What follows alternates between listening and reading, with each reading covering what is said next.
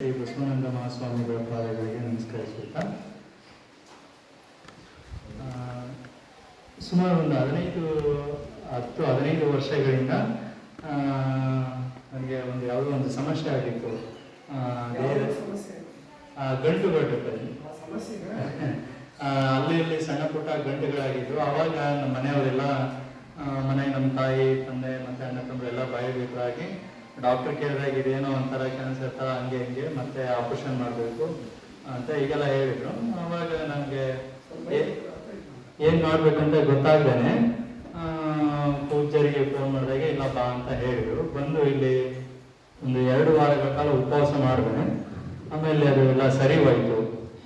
ಅಲ್ಲಿಂದ ನಮಗೆ ಭಾಳ ಖುಷಿ ಆಯಿತು, ಮನೆಗೆ ಎಲ್ರಿಗೂ ತುಂಬ ಸಂತೋಷ ಆಯಿತು. ನಂತರ ಸುಮಾರು ನಾನು ಒಂದು 15-20 ಜನ ಕಳಿಸ್ಕೊಟ್ಟಿದ್ದೆ. ಇಲ್ಲಿ ಕ್ಯಾನ್ಸರ್ ಪೇಷಂಟ್ ಇಂದ ಹೇಳ್ಕೊಂಡು ಎಲ್ಲರೂ ಇಲ್ಲಿ ಬಂದವರೆಲ್ಲ ಸಾಕಷ್ಟು ಪ್ರತಿಯೊಬ್ಬರು ಹುಷಾರಾಗಿ ಹೋಗಿದ್ದಾರೆ. 15-20 ಜನದಲ್ಲಿ ಒಬ್ಬರು ಕೂಡ ನಮಗೆ ಇಲ್ಲಿ ಸರಿ ಆಗಲಿಲ್ಲ ಅನ್ನೋದು ಒಬ್ಬರು ಹೇಳಿಲ್ಲ. ಅಷ್ಟು ಸಂತೋಷದಿಂದ ಎಲ್ಲರೂ ಹುಷಾರಾಗಿ ಹೋಗಿದ್ದಾರೆ. ಆಮೇಲೆ ರೀಸೆಂಟ್ ಆಗಿ ಒಬ್ಬ ಹುಡುಗನಿಗೆ ನಮ್ಮ ಪರಿಚಯಸ್ಥರು ಒಂದು 4-5 ವರ್ಷಗಳಿಂದ ಅವನಿಗೆ ಒಟ್ಟ ಬ್ಲಡ್ ಉತ್ಪತ್ತಿ ಆಗ್ತಿರ್ಲಿಲ್ಲಂತೆ. ಡಾಕ್ಟ್ರು ಕೇಳಿದ್ರಿಲ್ಲ, ಅದು ಆಗೋದಿಲ್ಲ, ಯಾವುದೇ ಕಾರಣಕ್ಕೂ ಆಗಲ್ಲಪ್ಪ, ಪ್ರತಿದಿನ ಮಾತ್ರೆ ತಗೋಬೇಕು, ಮತ್ತೆ ತಿಂಗಳಿಗೆ 2 ತಿಂಗಳಿಗೆ ಒಂದ್ಸಲ ಕಂಪಲ್ಸರಿ ಬ್ಲಡ್ ಹಾಕೋಬೇಕು, ಇಲ್ಲಾಂದ್ರೆ ನಿಮಗೆ ತುಂಬಾ ಕಷ್ಟ ಅಂತ ಹೇಳಿದ್ರು. ಅವಾಗ ಅವ್ರಿಗೆ ನಾನು ಹೇಳಿ ಕಳಿಸಿದಿಲ್ಲ, ಅಪ್ಪಾಜಿ ಹತ್ರ ಹೋಗಪ್ಪ, ಎಲ್ಲ ಸರಿ ಹೋಗುತ್ತೆ, ನೀವು ಹೋಗಲು ಉಪವಾಸ ಮಾಡು ಅಂತ ಹೇಳಿದ್ರು. ಅವ್ನು ಬಂದು ಒಂದು 2 ವಾರ ಇದ್ದ. 2 ವಾರ ಉಪವಾಸ ಮಾಡ್ದ. ಆಮೇಲೆ ಒಂದೆಲ್ಲ ಟೆಸ್ಟ್ ಮಾಡಿದಾಗ ಆಟೋಮೆಟಿಕ್ ಅದೆಲ್ಲ ಬ್ಲಡ್ ಎಲ್ಲ ಉತ್ಪತ್ತಿ ಆಗಿದೆ. ಆಮೇಲೆ ಅವನಿಗೆ ತುಂಬಾ ಖುಷಿ ಆಗಿದೆ.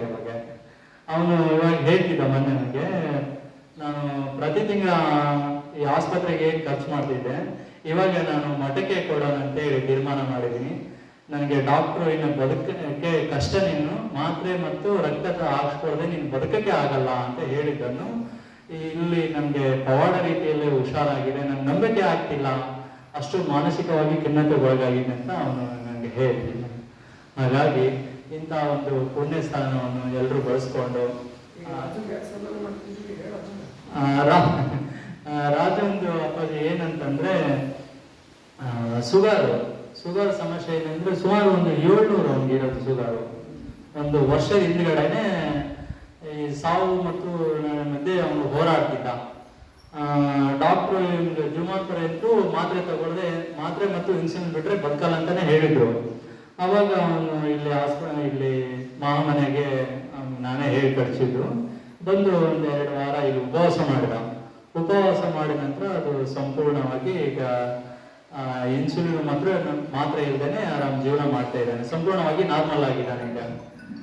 ಹಾಗಾಗಿ ಅಪ್ಪವರು ಒಂದ್ಸಲ ಹಿಂಗೆ ಹೇಳಿದಾಗೆ, ಇಲ್ಲ ಒಂದ್ಸಲ ಕರ್ಷಪ್ಪ ಇಲ್ಲಿ ಮಾತಾಡಿಸಿ ಅವನ ಅನುಭವನ ಹೇಳ್ಕೊಳ್ಳಿ, ಹಾಗೆ ಅವನಿಗೆ ಸನ್ಮಾನ ಮಾಡೋದಂತ ಹೇಳಿ ಕರ್ಸಿದ್ದಾರೆ. ಹಾಗಾಗಿ ಪೂಜ್ಯರು ನಮ್ಮನ್ನ ಕರ್ಸಿ ಇಲ್ಲಿ ಮಾತಾಡೋಕ್ಕೆ ಅವಕಾಶ ಮಾಡಿಕೊಟ್ಟಿದ್ದಕ್ಕಾಗಿ ಅವರು ಪಾದಗಳಿಗೆ ನಮಸ್ಕರಿಸುತ್ತಾ ಮತ್ತೊಮ್ಮೆ ಸರ್ವರಿಗೂ ಶರಣ.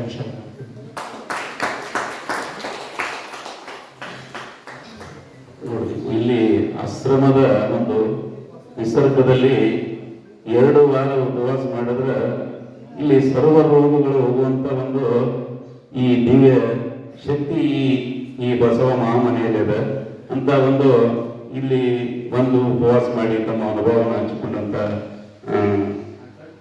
ಬಸವರಾಜ